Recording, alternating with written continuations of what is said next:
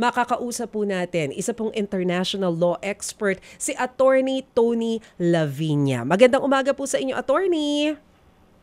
Magandang umaga, Marisal at Gerard at Tata. Opo. Sir, para po mas maunawaan ng mga nakikinig sa atin, ano po ba ang ibig sabihin sa isang tao na hinahanap ng batas kapag kinansela ang kanilang pasaporte? Dalawa ang ibig sabihin. Una, hindi ka na makakabiyahe mula sa isang bansa patungo sa isang bansa. Kasi kailangan ka ng pasaporte para makabiyahe. Pangalawa, kung saan ka man naroon sa isang foreign country, pwede ka nang patalsikin anytime doon. Dahil nga wala ka ng pasaporte, diba? In other words, para kay Mr. Roque, Attorney Roque, yung days niya are numbered dun sa Europa. Ngayon nasa The Hague naman siya, nasa Netherlands siya.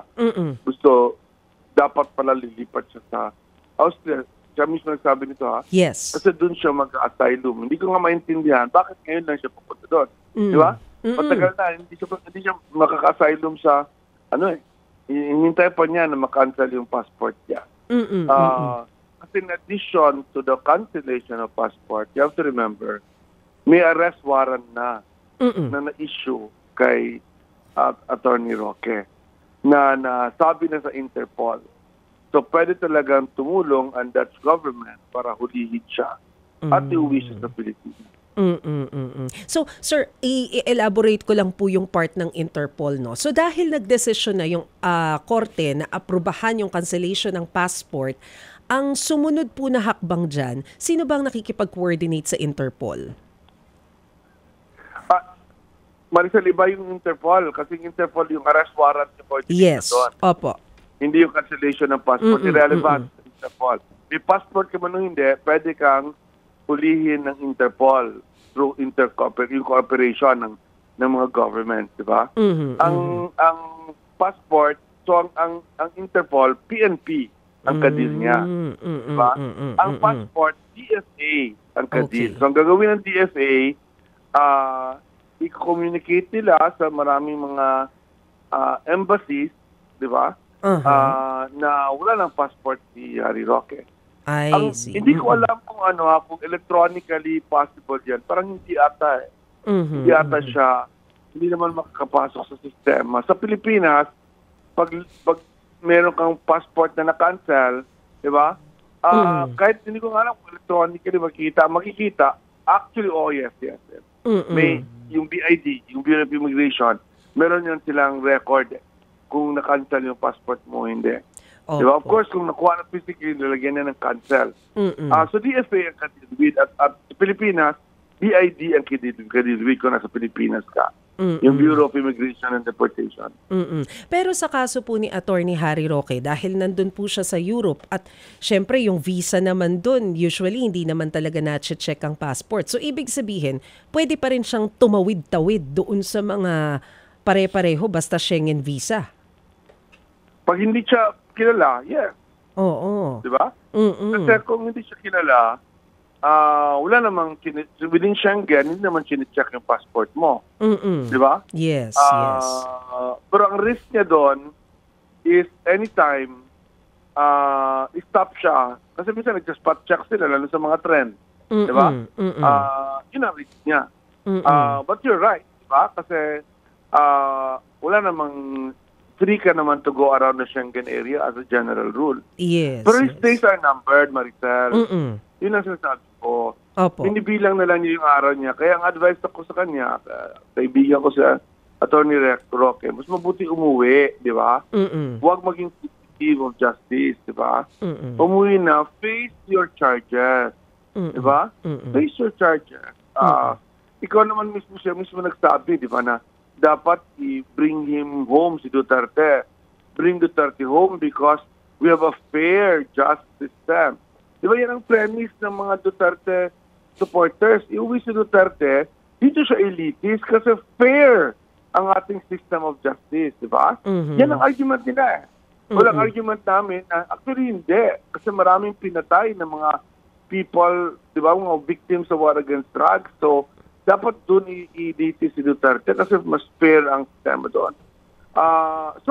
But kung sinasabi na fair ang system sa Pilipinas, mas mabuti kay sa Atty. Roque, umuwi na lang siya. So, kumbaga, apply the same principle kay Atty. Roque? Yes. You don't want to be, fugitive, di ba, na mahuli ka nakatago sa basement mo o sa attic mo, di ba? O tumatakbo. Yung parang ganun ang nangyari kahapon Kaya siya na-chismis, na nahuli. Kasi tinigil siya sa aeroplano na pumunta ng Vienna. Kung saan siya doon may mag-refugee. Hindi siya pwede mag-apply ng refugee sa Netherlands. Kasi hindi siya unang pumasok doon. Pumasok siya sa Vienna. Yan na nga ang gusto kong malinawan, sir. Kasi being a lawyer, di ba dapat alam naman ni Atty. Roque yun? So ano po ba ang nangyari? Dapat pala kung saan ang entry point mo, dun ka magsisik ng asylum. But turns out, sa Austria pala siya unang pumasok at nag-issue ng visa sa kanya. Pero paano yan? Hindi naman siya natuloy dun sa Vienna. I understand, hindi daw siya pinayagan na sumakay ng eroplano. So right now, on hold yung kanyang application. So pwede siyang anytime i-deport sa Pilipinas. Ganun. And kahit I suspect na kahit i-file niya yung application niya sa refugee sa Austria, hindi siya ma-approve kasi hindi naman political crime ang sa kanya ang kinarge sa kanya Trafficking, di ba? Trafficking. Hindi yan political, yan nang traffic siya ng mga tao kasama ni Cassandra Ong, di ba? Yung grupo na yun. I see. So, ang sinasabi po niya na immunity from yung ganitong klase na pagpapadeport and all, hindi applicable kay Atty. Roque dahil in the first place, mukhang questionable din kung valid yung kanyang paghingi ng asylum. Yes. Sa tingin ko hindi siya ma-approve. Kasi hindi naman siya politically persecuted, yari. Pero sir, di ba ang argument ni Atty. Roque, the fact na humihingi siya ng asylum sa Netherlands or sa Austria is parang immunity na yon. So, possible po ba yon? Pwede pong ma-hold muna po siya, hindi muna siya ma-deport because of that? Siyempre nasa authorities yun ng Netherlands at Vienna, may discretion sila doon. It's really up to them. Ang problema ngayon, may arrest warrant. Di ba? For trafficking. Mabigat yun, Hindi siya arrest warrant for rebellion, hindi siya arrest warrant for... Hindi siya political. Criminal siya.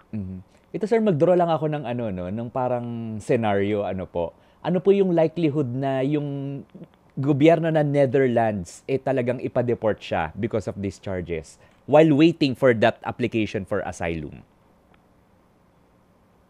Ano ang sabi mo? Ano po ang likelihood na ang government ng Netherlands mismo ipa-deport siya? I think likely. 80%, 90% chance. Tapos sir, di ba kahapon These days are numbered, no? Parang, kaya sabi ko, umuwi ka na kasi naku-corner na siya. Diba? Para kang daga na tumatakbo-takbo tapos naku-corner ka na. Tapos sir, di ba kahapon pinakita pa niya yung boarding pass niya? Parang kalat na kalat po sa social media na may flight po siya from Amsterdam going to Vienna. Hindi po ba risky yun for on his part na pinapakita niyang information na yon and it would be parang prompt din sa authorities kung saan siya pwedeng maaresto? Yeah, well, in the first place, alam naman kung saan siya. Hindi naman niya nakatago. Alam mo man, equivalent yan dito sa Pilipinas, si Bato, di ba? Nagtatago si Bato. Kasi huhulihin na siya anytime, di ba? Both of them, they should just surrender. Di ba, they will be given justice kay Bato in the Netherlands, in the ICC, si Roque naman, in the Philippines. As they claim, meron tayong justice system. So, the fact na naglagay siya ng boarding pass, imprudent yun sa tingin ko. Hindi ko nga maintindihan, why does he have to contest, di ba? Let the news people find out kung totoo talagang nahuli siya o hindi. They will eventually find out, di ba? Mm-hmm. Pero, what happened doon is, nalaman ng ilan na hindi siya nakalipad to Vienna or palipad na siya to Vienna or something. And then, nagkuro-kuro na hinuli na siya. Yun ang nangyari, I think. Kaya marami rin na kuryente kahapon, di ba? Mm-hmm. Madami nga, sir. But at the end of the day, ang desisyon kung pwede siya magstay sa Hague ay Netherlands pa rin. Government pa rin nila. Yes. Opo. Yes. Sir, on Friday, I understand magkakaroon na ng desisyon ang International Criminal Court doon sa appeal ng Duterte camp para sa interim release. Ano po yung inaasahan natin na pwedeng maging senaryo kung sakaling aprubahan ng ICC yung interim release or kung hindi? Mahirap mag-speculate, pero I think na ma-deny siya, no? Solid naman yung pre-trial chamber. So I think ma-deny yung application for interim release. Lalo na itong ganito na very clear na very powerful pa yung mga Duterte sa Pilipinas. No? So I think ma-deny.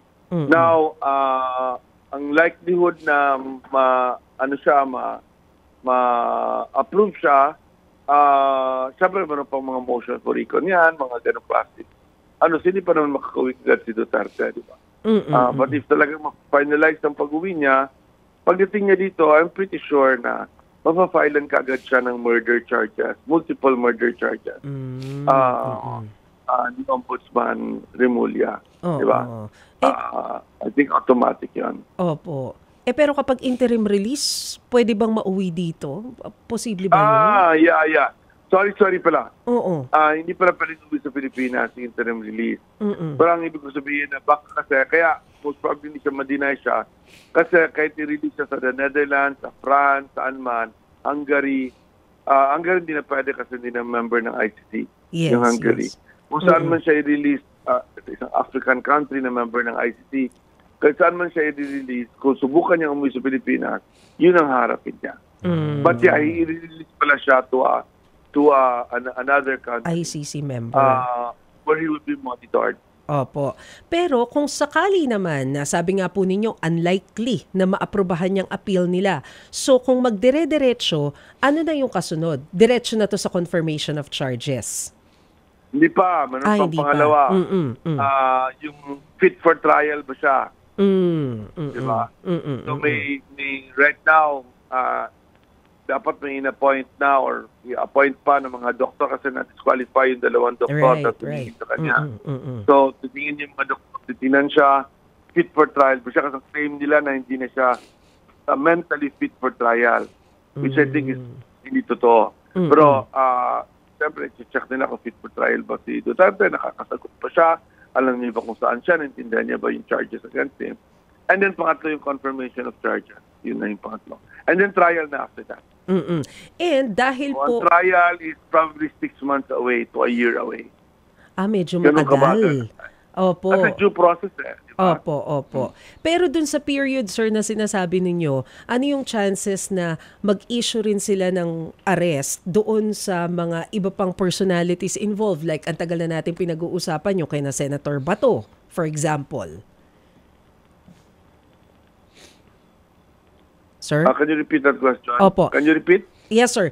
Doon po sa sinasabi nating period, kung sakasakaling magdire-diretso yung trial, ano yung chances na mag-issue na rin po sila ng mga arrest warrant, like including yung mga prominent like si Senator Bato? To be honest, I think issued na yung kay Bato. Okay. Waiting. Kaya nagtatago siya, di ba? Hindi na siya pumunta ng Senate. Yes. Kasi nagtatago na siya. I think alam niya na issued na siya. Pupunta siya sa Supreme Court pero dininay ng Supreme Court yung PRO na ilabas yung warrant against him. Wala naman ka-basis. You cannot do that, di ba? Yes. So, anytime now, mahuhuli yan si Bato, padala yan sa Hague agad. Hindi yan extradition. Opo. Kaya the rules on extradition do not apply. Kasi extradition is one country to another country where both crimes are committed. The crime committed is a crime in both countries. But you're punishing the country where you committed the crime. And hindi na rin advisable yung halimbawa yung sinisik dati ni Senator Bato na protection from Senate kasi mangyayari lang yun if in session Tama po ba ang Senate? Yeah. Yeah. Malapit na mag-break. Senate right now, pero soon matatapos na yung session. But apparently he decided not to take that option. Na dun siya sa Senate, tapos huliin siya bigla, o doon siya huliin, then hindi siya makalabas sa Senate, di ba? And then hihintayin ang end of session, di ba? Yes. Opo. Sir, sorry pupuntahan ko lang yung kay Zaldico kasi same case yung canceled passport. Paano ang pwedeng gawin ng gobyerno doon? Kasi parang ngayon ang sabi ng NBI, huli nilang na-detect sa Japan pero hindi tayo sigurado ngayon kung nasaan si Zaldico. Gaano kalaking tulong na nakansela yung pasaporte niya? Kumbaga nalimitahan yung area niya, no? Hindi siya makabiyahe-biyahe. But unfortunately, you can also have a false passport, di ba? Yeah. With all the money you can, madaling kumuha ng, ang false passport, yung sabihin yan, hindi lang false na talagang false, kundi true, totoong passport, di ba? Na na-issue another name, di ba? So, sana hindi naman, kasi grabe naman yan. Pero I wouldn't be surprised kung di ba, kung wala siyang may ibang passport siya na ginagamit. Oo. Di ba may mga usap-usapan na may Portuguese, yan, hindi ka makakatakbo forever, di ba? At kasi so, patient lang tayo. Darating din yung soon. I think Zaldico will soon be arrested and brought home. Diba? Kaya mas mabuti talaga dyan. Being lang lawyer nga, I would always tell people, yung being a refugee, refuge of justice, diba? Okay lang yan for a few months. Diba? But eventually, your options run out. Diba? Kailangan niya rin bumalik dito sa Pilipinas. Sorry, bago for his own good. Bago ko po ipasa kay Gerard ulit, yun pong mayat-maya niya, yung magkakasunod na paglalabas niya ng video. Kasi mukhang, anong purpose nun? Dahil wala naman siyang bearing kung hindi yun under oath, di ba? It's to attack Marcos. It's to attack, di ba? Romualdez. Ang strategy ng maraming mga inaakusa ngayon, lalo na politicals, to burn the house down. Sunugin lahat para lahat tayo mamatay, di ba? Yung ganung klaseng, lahat tayo will fall by the wayside, all of us. Diba? So, kailangan siyempre discerning tayo. At the same time, I have to say this, no? Yung scale ng nakaw na apparently spearhead ni Zaldico, parang ang hirap isipin na hindi kasabot si Speaker at si President Marcos doon. At yung kanyang budget secretary. Di ba? Napakatanga naman ni President Marcos. Diba? Napakapabaya naman. I mean, di ba, kung ikaw ang head of household, di ba? Kung kalahati ng budget mo sa household, ninakaw ng, let's say, katiwala mo, di ba? Sa mga fake receipts, mga ganyan. And over a period of 3 years, hindi lang yan 6 months, 3 years. Di ba? I think kasama ka naman siguro sa ganun or di ba? Or grabbing negligence mo, di ba?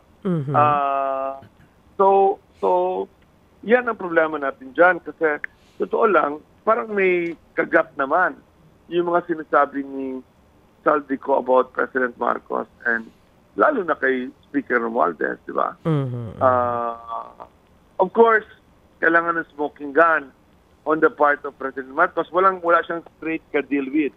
Kung napansin mo lahat ng mga sinasabi ni Zaldico, sinabi ni, di ba, ni Undersecretary Sinan Cadiz, sinabi ni Assistant Secretary Bersamin, gano'n. Si Marcos galit, si Marcos gusto ganyan. So walang direct, di ba? Here's the yun ang sinasabi ni Zaldico for now, di ba? Pero kung mag-squill yan si Bersamin o di ba, kung may mga magsabi na witness nila, si Marcos mismo nagsabi na gusto ko ng 1 billion, di ba? then game over din para kay Marcos. Sorry, isa na lang sir bago kay GDP. Should President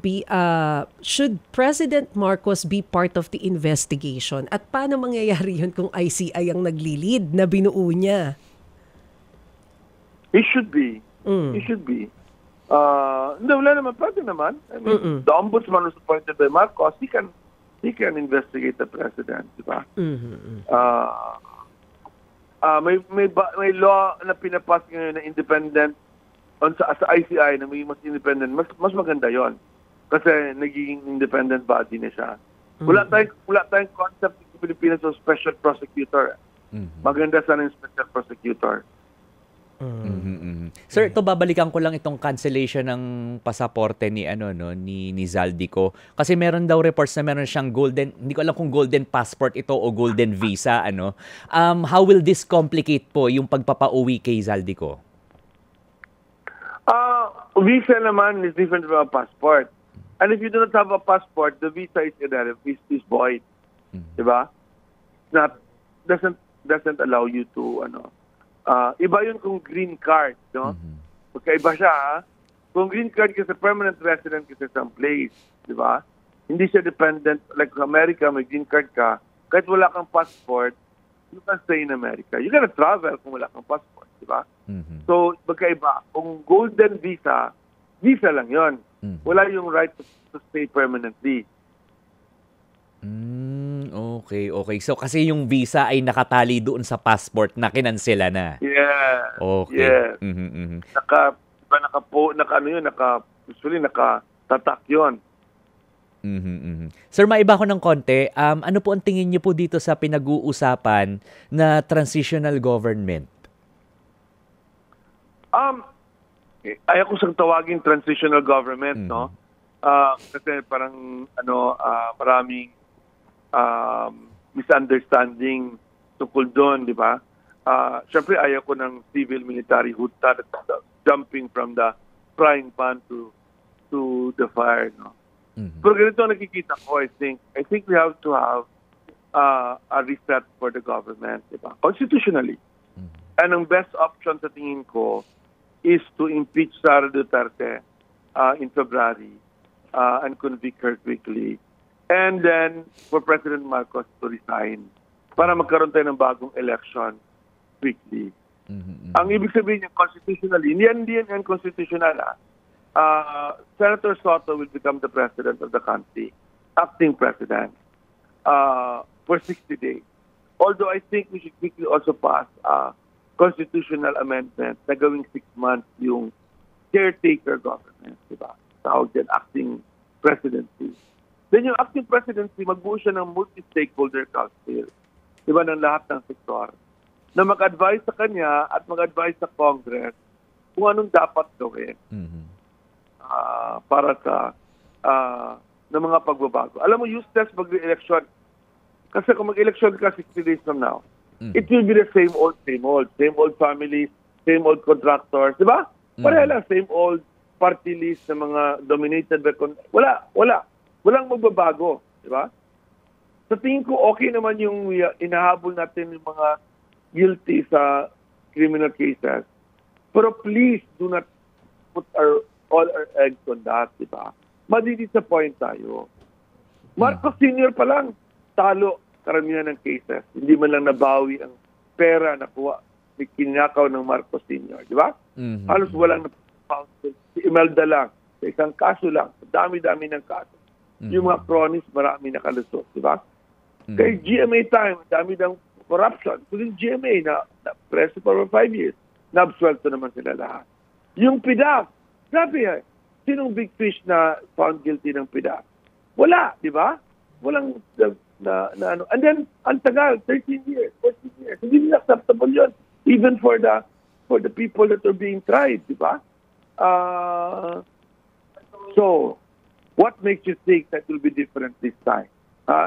Diba? What makes you think na this time around, diba, makukonvict natin, diba, yung mga senador, yun ang mga kailangan, senador, congressman, diba? Vice President at least.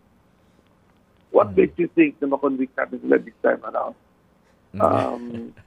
Sa tingin ko, di ba? What they will do, and they have good lawyers. I'm a good lawyer. What I will do, i-dribble ko lang siya. Di ba? I-dribble ko siya for 10 years. Nakalimutan na ng mga tao. Di ba? So, kailangan palitan ang sistema. Kasi bulok ang sistema. Di ba? Ba't kailangan siyang gawin constitutionally? Ayaw ko ng kutita. Di ba? But there's a constitutional way forward to do this. Yung People's Transitional Council, pwede mong i-develop as a multi-stakeholder council or group na ayaw kong tawagan council kasi parang masyadong official yun. Hindi pwedeng official siguro kasi ano yun, it's what's called extra-constitutional. So, hindi siya pwedeng official. Sir, kayo po ba makikita namin sa rally sa linggo? Of course. Doon ako sa Luneta. Kasi, ang position ko, resign all kasi malinaw sa akin na di ba this corruption would not have happened if the president, vice president, the political families, di ba? Hindi sila ang kasabot nito lahat, di ba? And so, at importante na baguhin ang bulok na sistema. Hindi lang, di ba, the calling of prosecution is okay, but will fall flat on our face. Diba? Talagang, iiyak lang tayo, sorry. Iiyak lang tayo. Sa frustration. Sir, paano? Di ba may sabihan, fool me once, di ba, shame on you. Fool me twice, shame on me. Fool me twice, thrice na tayo, Marcos Sr., GMA, Napoles, during the time of Aquino, hindi naman si President Aquino kasama doon, bro. Si Napoles, pangatlong beses na niloko tayo ng legal and judicial system na hindi nag-deliver, di ba? So, fool me for the fourth time, sasabihin natin. Sir, super tanga na, di ba? Paano ninyo makikita na mapapacify ng administration yung kalooban ng mga tao? I think, well, di ba, I think yung systemic change ang kailangan. Di ba? Na makita ng mga tao na hindi na babalik yung mga people that have made this possible. Di ba? Who are the people that led to this where we are now? Di ba? The political families of this country, kasama yung mga Marcos at Duterte families, and number two, the contractors who join politics, di ba? Those are the two groups of people. Yun ang kailangan natin i-abolish sa ating political system at governance system. Tatanggalin sila, wag silang payagan makisali sa ating politika. Nako. And that requires political change, di ba? Because otherwise, why will the people be appeased kung may hinuling DPWH dito o senador por nakabail naman or ma-acquitted naman 10 years later, di ba? At by the way, hindi acceptable sa akin na kung hinuling mo yung tao, 10 years sa preso bago mo siya, di ba, bago matapos ang kaso, hindi acceptable. Diba? That's a violation of human rights, di ba? Tulad kay Gigi Reyes, di ba? Yung chief of staff niya really na-acquit siya, but she spent almost 10 years of her life in prison, di ba? At the peak of her life, pwede yun. Hindi pwede yun. But yun ang most likely mangyari kasi ganyan ang sistema natin Sir, yung ginagawa ngayon ng Malacanang na every now and then ay regular na nagre-report mismo ang Pangulo doon sa nagiging development doon sa investigation nila doon sa flood control projects, does it help? Yeah, it helps naman. Pero tingnan mo yung impatient yung mga tao. Tingnan mo yung pag-post nila ng mga mugshots ng mga nahuli, di ba? Galit ang mga tao. Yeah. Galit, hindi masaya ang mga tao. Galit ang mga tao. Kasi, sino ba ito? Di ba? Engineer dito. Di ba? Accountant dito. Yan pala. Di ba? Yeah. So, siyempre, titingnan ng mga tao. Okay. Ang titingnan talaga ng tao, sino mga congressman at sino mga senador. Yes. Ang kasama. Titingnan ng mga tao.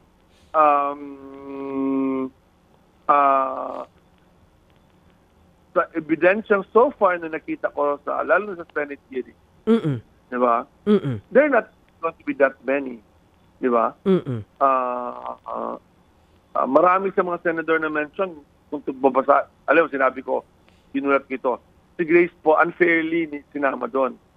Well, even in the testimony of si Bernardo, wala naman siyang, hindi naman niya in-implicate si Grace po. Puro kasabi-sabi na di ba?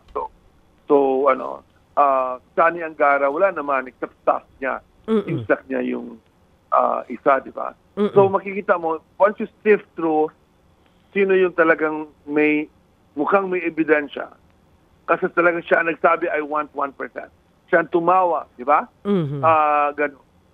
Not gonna be that many. Kaya, people will be disappointed. Ito lang pala sila. Di ba? Right. At billions, hundreds of billions ang ninakaw, di ba? You have to, kailangan natin maintindihan, hindi ito bribery case. Di ba?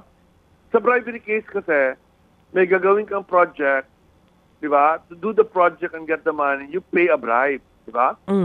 Bigyan mo yung This is wholesale plunder of the national budget. Sa bribery, yung pinapagawang road o bridge, ang ninakaw doon, yung road at bridge. Masama din yun, tinan mo yung mga floods natin ngayon, di ba? Masama din yun. Pero ang ninakaw dito, pera para sa kalusugan. Pera para sa mga classrooms ng mga bata. Pera para sa kinabukasan ng bayan. Yun ang ninakaw.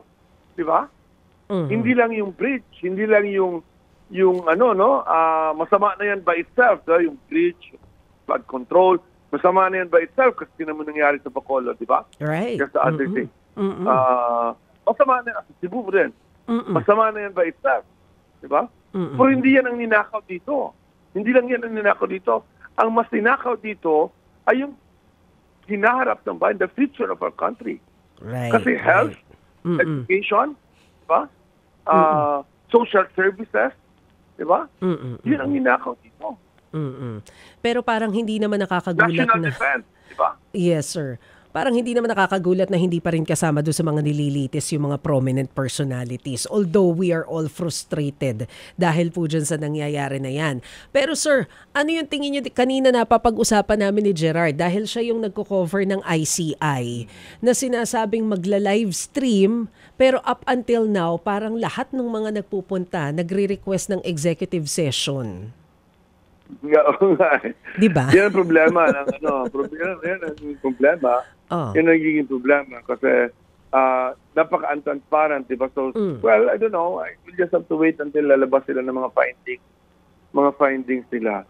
Pero, sorry kasi lawyer ako, tas constitution lawyer, tas scholar pa ako. Pinag-aaralan ko. Yung sinabi ko, diba? Ginawa na natin ito through PCGG, di ba? Ginawa na kay Marcos Sr. Ginawa na natin ito through Truth Commission na dineclare ng Court of Constitution sa time ni GFA. Kasi marami ng corruption at the time. Ginawa na natin ito sa Napoles. The Ombudsman was talagang ginawa niya yung dapat niyang gawa, di ba? Palpak sila lahat. Di ba? Why do you think, why do you think na mag-succeed tayo this time? I'm not being pessimistic, no? I'm just being realistic and saying the facts, di ba? Why will we succeed this time around? Di ba? These top people, they will just get the best lawyers money can buy. Yes. Di ba? And I don't blame them. And I don't blame those lawyers. Di ba? Negosyo yan, trabaho nila yan. Kailangan naman talaga yung mga abogado doon, di ba? Na magdi-defend, di ba? So, kung doon natin lahat ng eggs natin ilalagay, we will surely be disappointed. Mas quicker, mas faster, if doon tayo sa fundamental governance and political systemic change ang gagawin natin. Opo. So, that will lead ultimately to the, di ba, perpetual, permanent exile of political families and of contractors from our political life. So, kumbaga, kahit na... Mas madali yun kaysa conviction. kahit na pumasa pa yung panukala nila na palakasin yung powers nitong ICI o yung maggawa sila ng sarili nilang independent commission na merong contempt powers, doesn't matter. Well, based on our experience, diba? Based on experience, very limited. Hindi ka makakahanap ng fish. Ang mahanap natin yung mga USEC, mga even that is not sure, no? Sa PDAP, tinicheck ko, halos wala rin USEC na convict, ha? Hanggang directors lang. Mga directors lang. Si Napoles, syempre, kasi si Napoles na convict lang yun, ha? Siya lang na na-convict sa mga lahat ng gumagawa na ang dami gumawa. Kasi meron siyang, may whistleblower. Ben Hurluy, di ba? Ben Hurluy yun. Yung kanyang pinaka-assistant. Di ba? So ngayon, hindi rin tayo ganun ka-optimistic. Yan ang problema. Nako! You have to be realistic in to the people, di ba? In reporting to the people. Right. Di ba? And diversionary siya. You always say this, di ba? Sometimes, law can divert you to things which will just obfuscate things, di ba?